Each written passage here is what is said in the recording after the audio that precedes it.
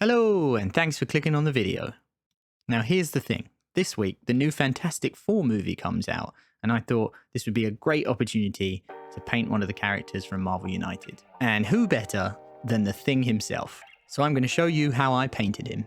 And it starts with me color dropping the colors from the official paint job in the Kickstarter for the second wave of Marvel United. And surprisingly, the orange colors of the rock are a lot more yellow than I thought they'd be. So I'm going to be using those yellows, but if any point through this paint job you feel like you want your thing to be more orange, like he's depicted in some other media, then just add some orange, the same orange, into each mix of the skin rock color that I use in this. And it will just make everything that little bit more orange if that's what you'd prefer in your paint job.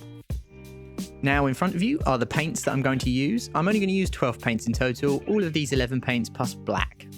These were the closest ones that I had to the color dropping I just showed you. If you don't own these colors, you could always just buy one. For example, you could just get Scrofulous Brown, and then you could just add Ice Yellow to it to get your layers of highlights. Ice Yellow would also work to highlight the blues as well. So let's get started. The first thing I did was lay down a dark base coat to represent all my shadows. Just before I get into this, I want to give you a tip that may help you, and that is if you want to have slightly less contrasty, because I end up with quite a contrasted paint job at the end of this, you can add a bit of your Scrofulous Brown into your Gorgon Brown here in order to make sure that they're a little bit more unified, that the brown isn't quite so dark and as contrasting. But you don't have to, you can just use Gorgon Brown straight out of the bottle like I did here. I added this all over the model just to make sure that we covered everything and had an even base coat. The other reason I did this was because it's really important, because he's got rocky cracks between all of his rock parts. You really want all of the dark color to sit in all of those recesses, and it just is quicker and easier if you paint the whole thing. So then I added a second coat and I got a much more rock solid coverage. And a quick tip here is just to paint the teeth now. It'll be so much easier while you're in the base coat stage. So I did it much later on, you'll see it later on, but if you did it now, it would probably be a bit easier. For the first layer of highlight, I grabbed Scrofulous Brown and I added this to all the areas of upward facing rock. I left all of the recesses and the little cracks between the rocks in the dark Gorgon Brown. I used the official paint scheme to tell where the highlights would go. But if you don't know where that is, or you find it hard to judge, then you can just copy the exact lines I'm doing here. There'll be plenty of opportunities to pause the video and see where I've added my shapes, and you can just copy that if you want to. If you want to figure it out for yourself, that's also awesome and will probably help you learn a little bit better in the long term. I think the best approach, and what I was doing, was I was trying to have a go at placing the highlights myself. And then when I'd finished, I was checking back to the reference art just to clean up and change anything that was looking wrong or not quite the same. That was a good way to test myself to see if I could tell where the highlights needed to go. As I progress around the front of the model, you can see I'm adding Scrofulous Brown to any areas that are straight or upward facing. I'm trying to avoid anything that's down facing, but anything that's facing me or facing upwards is getting a highlight at this point. And I continued to work on those highlights, just blocking in the shapes until I had the arms covered as well. And it looked like this. And then I did the same thing with the face. And with the face, because it's kind of circular but also cylinder, I focused everything in the middle, tried not to paint anything that was too downward facing, and definitely made sure there was a good chunk of highlight on the brow, the chin, the nose, the top lip, and the little bits under the eye. And after that, this is what the model should look like at this stage. I painted the thighs and the feet in the exact same way with Scrofulous Brown, only covering areas that I could see on the art, so that's only upward facing, so it's just this part of the thigh here, and then just the front part of the foot with the toes. And then on the other side, it's just a small bit of his thigh, the bottom of it, and again, just a part of his toes, but kind of on the other side. Next up was to begin working on the back and doing the exact same thing, but all across the back of the model. So luckily there's artwork for this on the back if you Google it, and because this was the second wave of Marvel United, and so it makes it a lot easier to know exactly where to put all of these highlights. Because painting the back of the miniature was exactly the same as painting the front in this stage, I'm just going to show it really quickly by speeding through all the clips.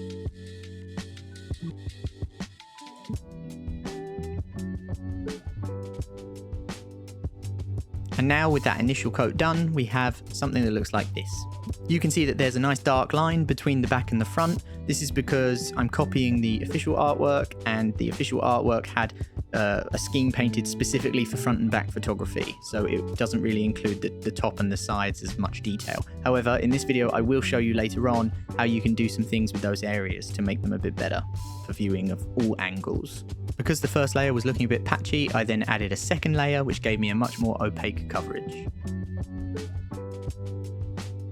For the next layer, I moved to the moon yellow paint and I began to apply that to the model. However, I stopped right there because it turns out that this paint was possibly just a little bit too yellow. I couldn't perfectly match what I'd color dropped, so what I did here was I added a bit of my scrofulous brown to the moon yellow, which just made it more in keeping with the previous layer. So then with my slightly less yellowy mix, I began to add this next layer of highlight. Once again, using the reference to tell which rocky panels need to be covered in the paint and which are partially covered or not covered at all. Once again, I will just say here that this will give you a very golden rock coloured thing, which is sometimes how he appears in the comics, but other times he's more orange. And like I said before, if you pick a sort of normal middle of the range, slightly desaturated orange, and mix that into every step of this layer, you'll just get that consistent orange hue in all of your mixes. The key with this layer is covering less so that there's still plenty of the scrofulous brown visible. And then with most of the front side of the model highlighted here, you can see what this is starting to look like. And again, it will need a second coat because you can still see some of the dots I was using to note the panels I was going to paint. So then I painted the arms, and we're just going to speed through a clip of that and then go straight to the finished arms so that you can see how they look when they're done. Something about building up highlights and the way that the next highlight comes and adds a whole nother dimension to the model. I just really love watching it unfold, and especially as I paint it myself, it's such a rewarding process to see how something starts to come to life as you add more and more layers to it. And with the back covered with this highlight layer, we had something that looked like this. And then there's the front as well, just so you can see that they're both now ready. So before we do the final layer of the skin, I decided to pick in the teeth and do some of the other small details at this point. A key tip with the teeth is to ensure that there's a little bit of the brown line between each tooth so that you've got the separation between them. Having one big row of white teeth won't look as cool in the final thing. The thing's teeth here are quite awkward to reach with the brush, it's quite tricky, so that's why I suggested doing it earlier, but it won't be that much of a difference if you did it now like I did. And then I dotted the eyes with the same white, and that was quite simple because his eyes are fairly big compared to other miniatures. For his fantastic shorts, I decided to use a very simple Vallejo recipe of blue paints, which is Midnight Blue, Imperial Blue, Magic Blue, and Sunrise Blue. I began by laying down a solid base coat of Midnight Blue, which is a really nice dark blue that works for shadows. I then quickly began covering most of that with Imperial Blue on the back and the front, covering about 80% of the shorts and making sure that there's still a bit of dark Midnight Blue on both sides where the shadows of the legs are. So that's a good guide for you if you want to know where to put your highlights. Leave where the dark brown of the legs are, roughly leave about the same area of the shorts in Midnight Blue.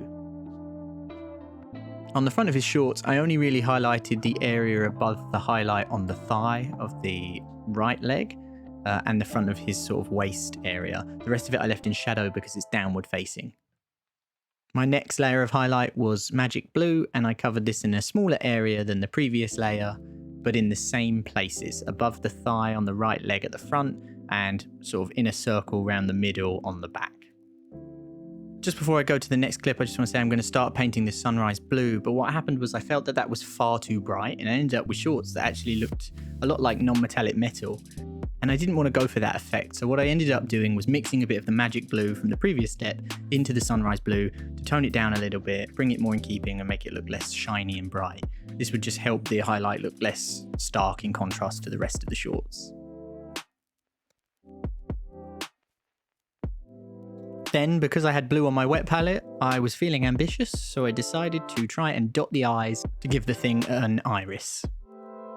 And when I'd carefully dotted those eyes, they looked like that. And then the final step before we do the last highlight on the rocky skin is to cover the base in some greys. Because the base is quite small when compared to the rest of the model and the rest of the model stands out so much more, I didn't want to do anything fancy on the base. I just wanted to keep it really simple. So I used charcoal for the base coat, then I did a stonewall grey and charcoal 1-to-1 mix for the middle, and then I did pure stonewall grey for the final highlight on this. And just added it in small increasing amounts, and because it's a base I did it scratchy and I did it rough and textured, and so it doesn't matter if this isn't super neat because it's not a focal point. And for the placement of the highlights, I just matched what I was doing on the front in terms of a front and a back. So I just took the front of the base and thought, where would the sun hit the tops of the rocks there, and then on the back of the base, where would the sun hit those rocks too, and kept it very simple in that way.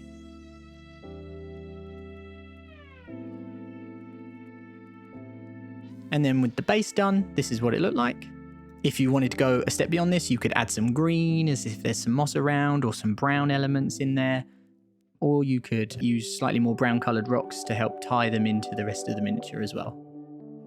Then it's over to my wet palette just to show that I mixed Toxic Yellow with Scrofulous Brown for the final highlight. I didn't use Toxic Yellow on its own because I thought it would just be too yellow, and having a bit of the Scrofulous Brown helps bring back some of that orangey brown into the mix. So then it's my favourite part to add the final highlight. I think this highlight does a lot of work in terms of making your model look really, really good, and it's a real jump in contrast above. And I think that was a really good lesson for me when I did the colour dropping at the start of this paint job, because I don't think I'd have ever thought to highlight my thing with a bright, pure Toxic Yellow. But now I would. So I've learned something, and hopefully if you've watched this, then you've learned that too. So you can see that I'm applying the highlight all over the top parts of the face, just in a very small area. So just on the top of the brow, not on the rest of the brow, just the very top of it, a tiny bit on the front of the forehead, and then just a tiny bit on the top of the lower lip and on the upper lip and dot of the nose as well. After that, it's time to highlight the chest, and only 5 of the rock panels on the chest will actually get some of this paint on them. One panel gets an entire coat of this paint, and the rest of the panels only get partially covered. So you can see me there just sketching the lines where I'm just going to put this highlight, and it's only over a small part of the chest. You want to make sure for this final highlight that it really only covers a small part. It does not need to be all over the front of the chest. And then from here, you can pretty much just follow along with the promo art or with me in this video as to where to put these brightest highlights, but it's all areas that make sense. It's the very tip top of these parts of the rocks in the center of the model. Adding this layer was really exciting for me, as I felt like this was the point where the model really started to come to life, and I really felt like I was doing something really impressive at this point, so hopefully you agree with that as well. I must admit, it did take a little bit of patience to go around and meticulously paint every single piece of rock panel, so if you're not very patient with your paint jobs, then maybe this isn't the best thing for you to try and have a go at. But I think it's extremely rewarding, and I actually only did this in about 2 sessions over 2 days, so it really didn't take that long in the whole sort of scheme of things. For the back of the model, I did the exact same thing. It's just that on his back, the patterning is slightly different. There's like a line that goes across his shoulders, but then there's also a sort of central line that goes down the big muscles on his back, and the back of his circular head is just more like a dot specular highlight in the middle. And at this point in the paint job, you really could call this finished if you wanted to. You could put some black paint around the base rim and then just call it finished. But there's a couple of optional extras that I'd like to go through now that I think can help you enhance this if you'd like to. If you're looking at this and thinking, oh, those shadows are a bit much or whatever, then here are some things and some extra tips that can just help take this to the next level. The first of those is doing a bit of a gentle edge highlight in some of the shadow areas. So I took my 2 darkest colors, my Scrofulous Brown and my Gorgon Brown, and I mixed them together to get an intermediate tone, just sort of 1-to-1. And then I used that to edge highlight some of the bigger bits of rock, the upward facing rock in the shadows. This will just help define those rock pieces in the shadows and give something to look at in those shadow areas that were otherwise devoid and just completely plain brown. The next optional step that you could take is to add some black to your Gorgon Brown to get an even darker brown, and then apply this into the recesses in the shadows or to some of the parts under the armpits and things, just to get an even more intense shadow if you feel like you need it.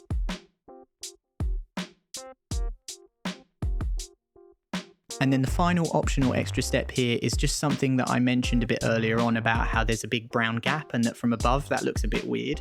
And because of the photography being the front and the back for the official artwork, it makes sense, but for this, because you might be looking at it from the top, you may not want that big gap. So I came in with Scrofulous Brown here, and I just decided to make that line on the arms much thinner. So I just brought more of my Scrofulous Brown in to basically reduce the brown line in the middle. And I thought that that gave the arms a much better look. So if you agree with me, then that's a step worth doing as well.